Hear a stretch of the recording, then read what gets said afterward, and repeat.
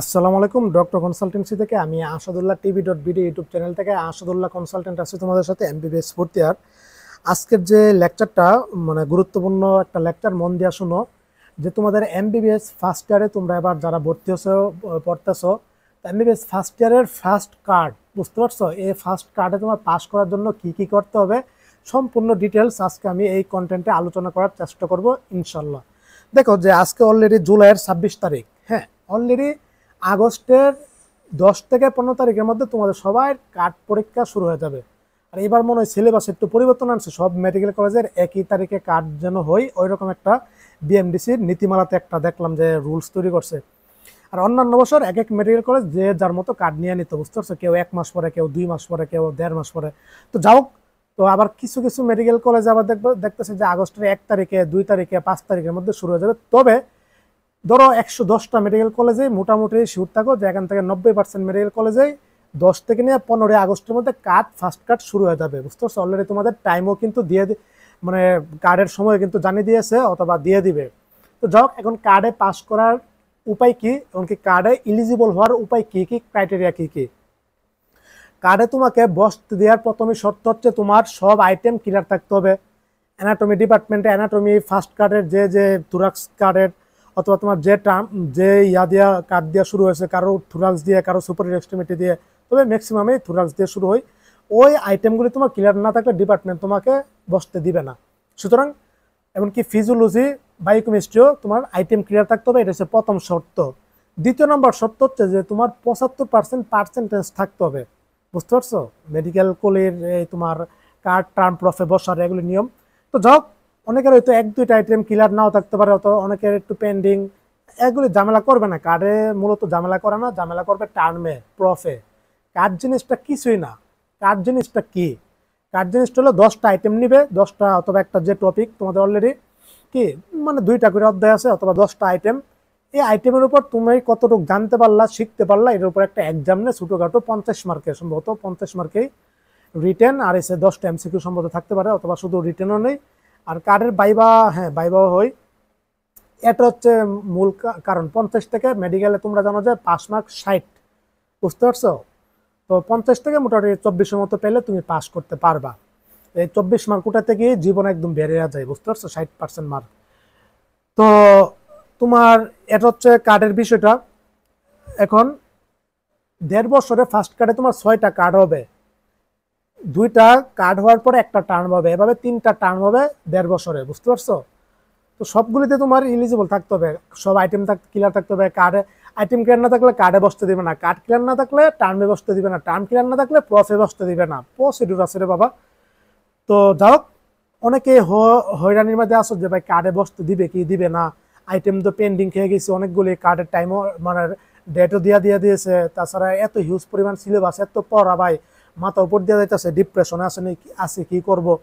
দেখো, তোমার item clear থাকতে হবে। সব জগতে সব মাফ করা যায়, কিন্তু মেডিকেল সেক্টরে আইটেম ক্লিয়ার না করলে কোনো কিছু মাফ করে না। হ্যাঁ, ধরো 10টা আইটেম থেকে তোমার মোটামুটি 7-8টা ক্লিয়ার, 2-3টা আইটেমের জন্য আটকাবে না, মোটামুটি বসতে দিবে। আর কার্ডে বসার উপকারিতা আছে, বসলেই তুমি পারো না পারো, বসলে উপকার আছে, একটা অভিজ্ঞতা পাবা, বই ডর কমে যাবে। না বসলে বিপদে পড়ে যাবা, কি আমারও বিপদ না, তবে বসার ট্রাই করবা, সর্বাত্মক পরিমাণ হাত পা ধরে হইলো যেমন হোক অনুরোধ করে। না বসতে পারলে ইমপ্রেশন খারাপ হয়ে যাবে, তখন আস্তে আস্তে ডিপ্রেশনে চলে যাবে, আস্তে আস্তে পিছিয়ে পড়ে যাবা, বুঝতে পারছো? আর আরেকটা যে বিষয়, যে বসার পরে তুমি পাস করো ফেল করো এটা কোনো ম্যাটার না, তুমি ইলিজিবল হয়েছে কিনা ওইটা দেখার বিষয়। তো সুতরাং যাদের আইটেম ক্লিয়ার না, আইটেমগুলো ক্লিয়ার করে ফেলো। কিভাবে করবা? টিউটর শিক্ষকদের পিছনে একদম পরে থাকবা, লেগে থাকবা, বিরক্ত করবা। পড়ো না পারো স্যার, আইটেমটা নেন স্যার, আজকে একটা পড়ে আসছি স্যার, ক্লাস শুরু হয়েছে, আইটেমটা দিয়ে দিবা। দেখবা যে 1-2টা প্রশ্ন তোমাকে ক্লিয়ার করে দিচ্ছে। রেগুলার আইটেমে অনেক প্যারা দেয়, অনেক কিছু জিজ্ঞাসা করে, না পারলে পেন্ডিং দিয়া দেয়।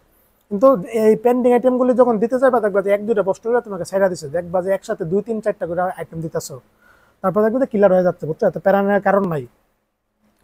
এখন প্রশ্ন হইলো, ভাই কার্ডে আমার পাস করার জন্য আমি কি কি করব? দেখো, তোমরা এতদিন আইটেম দিছো, আইটেমের বাইবার পরে এক জিনিস, রিটেনের পরে আলাদা জিনিস। এতদিন বাইবার পড়া পড়ছো, রিটেন প্রশ্ন এখন পড়তে হবে। এখন মেডিকেল সেক্টর একটা নিয়ম হচ্ছে, পরীক্ষার কার্ড টার্ম প্রফের আগেই পড়া হয়, রিটেন পড়া হয়, তাছাড়া কিন্তু পড়া নাই। এত হিউজ পরিমাণ এখন রিটেন তোমার মুখস্থ করতে হবে, পড়তে হবে, জানতে হবে, লিখতে হবে। কারণ কার্ডে পাস করার ফর্মুলা কি কি উপায়? কার্ডে পাস করার প্রথম উপায়টা আমি রাখলাম যে তোমার ইউনিভার্সিটির প্রশ্ন সলভ করা। তুমি যে ইউনিভার্সিটির আন্ডারে, ধরো আমরা তো ঢাকা ইউনিভার্সিটির আন্ডারে প্রায় 40-50টা মেডিকেল কলেজ ঢাকা ইউনিভার্সিটির আন্ডারে, ওই ঢাকা ইউনিভার্সিটির আন্ডারের প্রশ্নগুলি তোমার সলভ করলে ওকে হয়ে যাবে। বিগত প্রফে যে প্রশ্নগুলি আসছে বিগত 4-5 বছরে, এগুলি হুবহুব তুল্লা দিবে। মেডিকেলে পাস করা সহজ কেন? একই প্রশ্ন বারবার আসে, বারবার দিবে, জানা আছে কোন কোন প্রশ্নগুলি দিবে। অলরেডি এই ইউনিভার্সিটি প্রশ্নগুলি গাইড আছে, গাইডের মধ্যে সুন্দরভাবে দেয়াল আছে, এমনকি লেখা আছে কোন প্রফে কত সালে কোন কোন ইয়াতে আসছিল। 2 নাম্বার, বিগত কার্ড প্রশ্ন সলভ করা। তুমি যে মেডিকেল কলেজে পড়ো ওই মেডিকেল কলেজে বিগত 2-3-4 বছরের কার্ড প্রশ্ন সলভ করে দেখবা যে এখান থেকে 80% কমন পাবা। ইউনিভার্সিটি প্রশ্ন করলে 80%, 90% কমন পাবা। 3 নাম্বার যে ফর্মুলাটা আমার সুপার সাজেশন রাখছি আমি তো অলরেডি ফিজিওলজি, বায়োকেমিস্ট্রি প্রথম অধ্যায় আমি শেষ করে দিয়েছি ডেমো ভিডিওর মাধ্যমে, লেকচারের মাধ্যমে। ওইগুলি সুপার সাজেশন তৈরি করছি আমি, এমনকি গ্যারান্টি দিচ্ছি যে ইনশাল্লাহ 95 থেকে 100% কমন পড়বে। আমার সাজেশন ফলো করলে প্রশ্ন খুব কমন পাবা ইনশাল্লাহ, শিওর থাকো এটা। আমার সুপার সাজেশন ফলো করতে পারো, ভিডিও আছে দেখো, সমস্যা নাই। PDF আকারও দিয়েছি, প্রশ্ন একদম ডিসক্রিপশন বক্সও দিয়েছি। তো এভাবে করলে মোটামুটি তুমি পাস হয়ে যাবে। এই প্রশ্নগুলি পড়লে পাস, এগুলি আসবে, শিওর থাকো। এবার তুমি যেই মেডিকেল কলেজে হও না কেন, যে ইউনিভার্সিটি আন্ডারে হও না কেন, আমার সুপার সাজেশন থেকে ইনশাল্লাহ কমন পাবা 95% আমি ইনশাল্লাহ নিশ্চিত দিয়া দিলাম। তো এই কয়টা প্রসিডিউর মেনটেন করা। রিটেন প্রশ্নের জন্য এখন থেকে পড়া শুরু করো, বুঝতে পারছো? এতদিন তো বাইবার প্রশ্ন পড়ছো। আরেকটা বিষয় বলে রাখি, বুনসের কোনো রিটেন প্রশ্ন আসে না। রিটেন প্রশ্ন আছে তোমার ভিসারার, অ্যানাটমির আর ফিজিওলজি, বায়োকেমিস্ট্রি যারা পড়ছে এগুলি রিটেন প্রশ্ন বাইবা কোনো প্রশ্ন মোটামুটি সেমই, বুঝতে পারছো? এগুলি গাইডে লিখে আছে কোনটা বাইবার জন্য কোনটা রিটেনের জন্য। তো এভাবে পড়ো, কোনো সমস্যা নাই। আর পাস করার জন্য গাইড তোমার পড়তে হবে। যদিও মেডিকেল কলেজ স্যার ম্যামরা বলে যে গাইড মেট পড়বো না ভাই, হ্যাঁ তুমি জানার জন্য বই, PDF, নোট পড়তে পারো, সমস্যা নাই। এগুলি দিয়ে কিন্তু তুমি জীবনও পাস করতে পারবে না। ফার্স্ট অফ যদি তোমাকে আমি 5 বছর সময় দিই যে শুধু বইটা পাস করো, পাস করতে পারবা না সোজা খাঁটি বাংলা ভাষায়। কিন্তু তোমার MBBS তোমার পাস করা তোমরা বুঝতে পারছো, 60% মার্ক তুলতে গিয়ে তোমার কি অবস্থা, এক একটা আইটেম ক্লিয়ার করতে জীবন বাড়িয়ে যাবে না। 10 থেকে 6 পেলে পাস, পাস করা দরকার। জানা টানা আছে, কিন্তু তোমার আগে পাস করা দরকার। পাস করার জন্য গাইড অবশ্যই করতে হবে, গাইডের বিকল্প নাই। গাইডকে আমরা কেউ নিজ থেকে বানায় লাগছে না।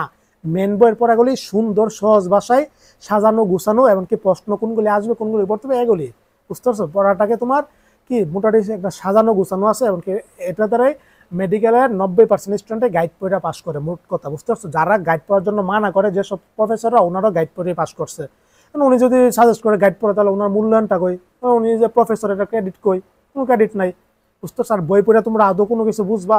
গাইডলাইন পড়ে কিছু বুঝবা? কিছু লিখতে পারবা? ওইভাবে কিছু বুঝবা না। পড়ো, সমস্যা না, ওটা জানার জন্য পড়ো।